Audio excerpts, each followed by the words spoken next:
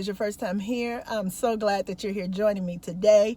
If this is not your first rodeo with your girl, yes, keep supporting me. Thank you. Help me to keep growing. And, watching and liking and sharing and all that stuff that y'all do. I'm just coming from my friend's house. She's having a housewarming. I'm so proud for her. I'm so proud of her, and I'm so happy for her and her husband.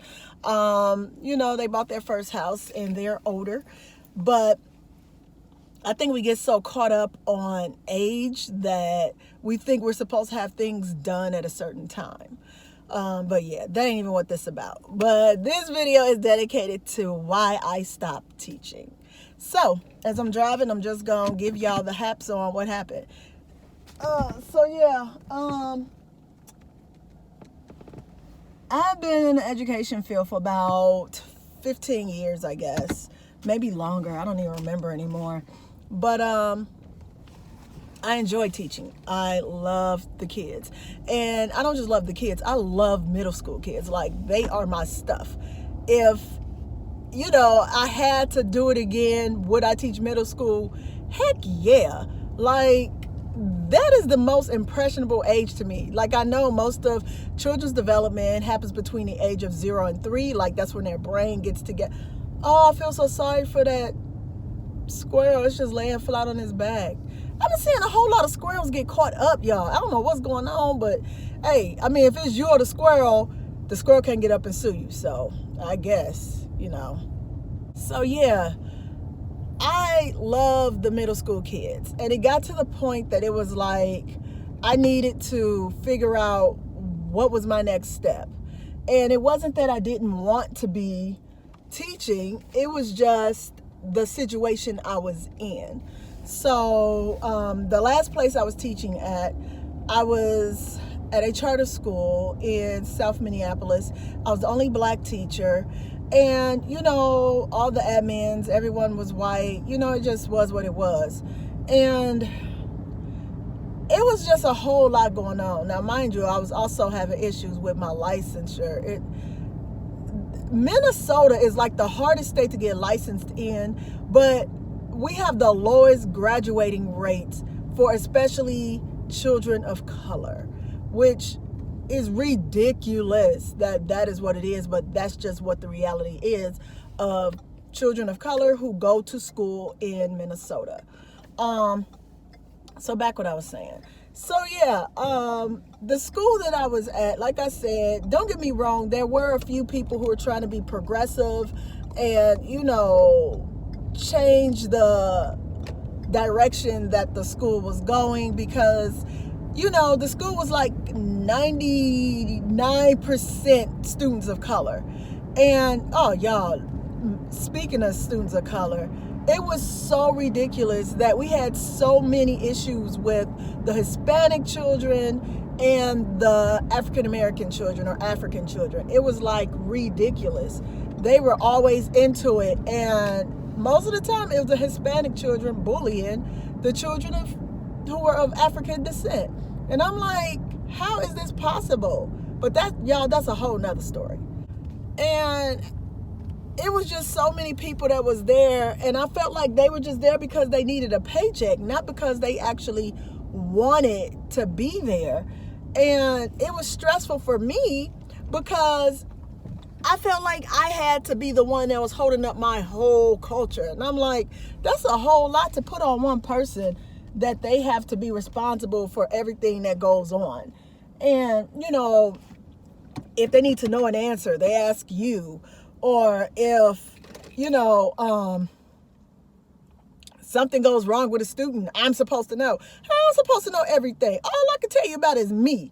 Now, don't get me wrong. I can tell you about some culture, like, things that come up, and they had us doing like culturally responsive teaching, restorative justice practices. Like, there are a lot of trainings behind that. But the thing is, if people don't believe in it, it's not gonna work. So like, I'm sitting through this training. I'm not talking about me, but a person is sitting through this training, and if they don't want to like accept what the information that they're getting and actually make a change to be, you know, aware and make sure that they're making their students feel welcome and understood and, you know, like somebody cares.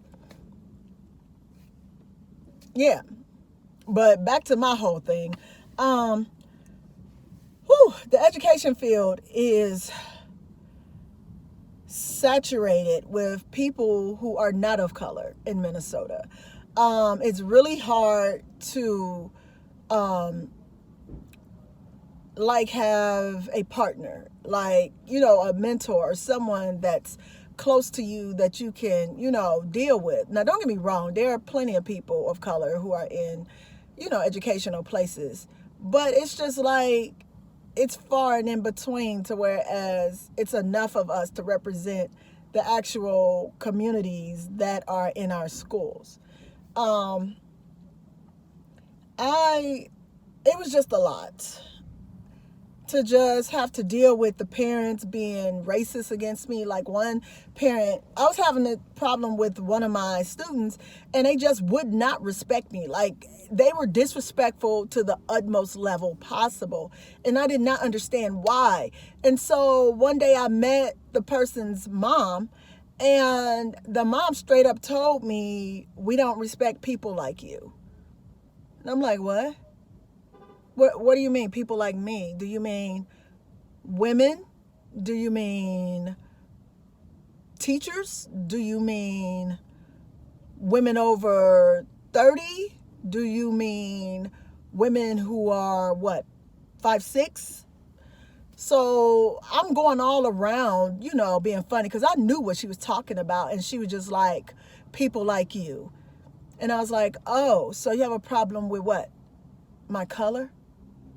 And she wouldn't answer. Like, she wouldn't answer that, but I knew in my heart that is where she was going, and we pretty much ended our conversation right there. So that gave me my fuel to know this is where this child is getting this from. They're not just being defiant against me. They're learning this. This is a learned behavior. So if I have a parent who has a problem with women of color other than Hispanics, Black, I'm just going to put it out there, and you're feeding this into this child that's with you all the time, that you're raising, of course they're going to do that. Of course they're going to be that way because that's the way that they know is okay to be. And so it was funny because after that happened, I had a real deep conversation with that student. And we talked. And it was just like, I just had a heart-to-heart with him. And he just went down the line and he was just telling me how women aren't really respected in their culture. And then he's been raised that Black women aren't to be respected either. And it was just a lot. And then we came to an understanding. Like over that school year, we came to an understanding. And at the end of the school year, he was one of my favorite students. Like, he told me himself I was his favorite teacher. He apologized for the rough start we had. He apologized for how he was acting. And he just let me know he was here because I was there for him. And I tried to understand him and where he was coming from and why he was the way he was. And that's how we were able to get our differences settled. But it's not always that easy. So if you can imagine having to deal with that all the time, like this opposition because you're a certain color, that's going to drain you. Like, the administrators can only do so much because, for one, most of the kids were like, they were raised to respect that white face. So when they see my face, it's like I have to fight for that respect. And that was so draining. Like, it was draining my soul. It was draining my energy. It was draining me as a person. And I'd go home and I'd just be mad and tired because, mind you, it was a long day. I'd have to be at work from like 7:45 until like about almost 5 o'clock every day. That was a long day. And to have to deal with racist stuff, cultural, bias, things like that, it was just too much. And I just could not keep going. I see people keep looking at me. I guess they want to get at this pump. So let me pump this gas and I'm going to be right back, y'all. Okay, I'm still pumping my gas, but which y'all know I'm supposed to be outside the car, but we ain't gonna talk about that right now. But yeah, it was a whole lot going on, like, and people don't understand I had to pretty much create my curriculum. I'm sorry, I got the door open because I'm still trying to make sure that my gas go right. I had to create my curriculum. You know, it was a tight schedule. You were carrying many hats.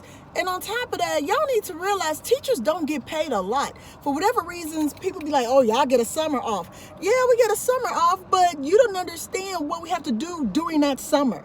So like some of us that work at charter schools, you only get like 6 weeks off. And then during that 6 weeks, you're doing trainings. So where we really enjoyed it. Like if you work for a public school, it might be different. You might get a little bit more time off and you might not have to do as much as we have to do. But the point is, they're still educators, they're still teachers, and they're still having to go through the same stuff that we all got to go through as teachers. People be thinking we're all, you know, whack and we ain't good and we just want the money. That ain't how we all are. And it hurts my heart when I hear people say teachers ain't doing a good job these days. Teachers don't teach. No, some teachers aren't doing a good job today. Some teachers don't teach, and some people should not even be teachers. But that's a whole nother topic. And yes, you might feel like I'm getting kind of amped right now because I am. I sat in that classroom. I was a mother to those babies, and it took away from me being able to be a mother to my own children at times. For me being a wife to my husband. Like, it was so much. Oh my gosh, it is so traumatizing.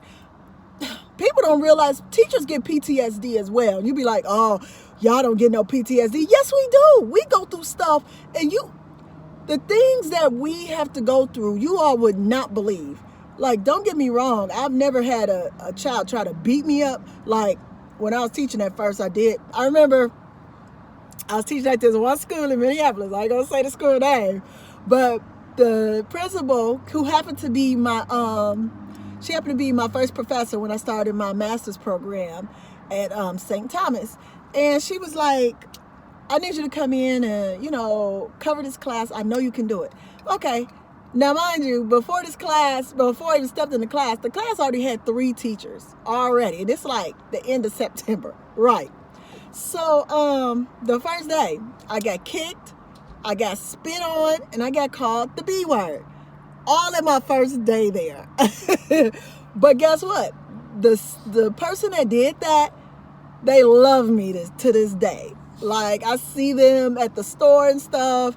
I see their parent, and they be like, I'm so happy that you worked with my baby. You know, and that's what it's all about. It's just not you go to school and teach. You're going to be a whole lot of other stuff. Unfortunately, that's just what it is. That's just part of the game. So, to get back to what I was talking about, ooh, I forgot I had this Clearly Canadian in my car. Yes, but it's not good when it's hot. Yeah, so it was a lot of reasons why I stopped teaching, but mainly because it was stressful being the only black teacher. It's stressful having to fight for my culture all the time. It's stressful having to feel like people trust that you're making the right decisions, the microaggressions. Yeah, we had affinity groups and stuff, but some people still felt like they were superior and that, you know, I should be looking at them in a different way. Like they're like my master. And I'm like, nah, boo, slavery been over. You ain't got me mentally enslaved at all. So what I'm trying to say is teaching is a lot. And I don't think you having to fight for your culture should be a part of it. So if you are a new teacher thinking about going into the teaching field and it's going to be either in a culture other than your own, think about it. Thanks for watching, and I'll see you guys later.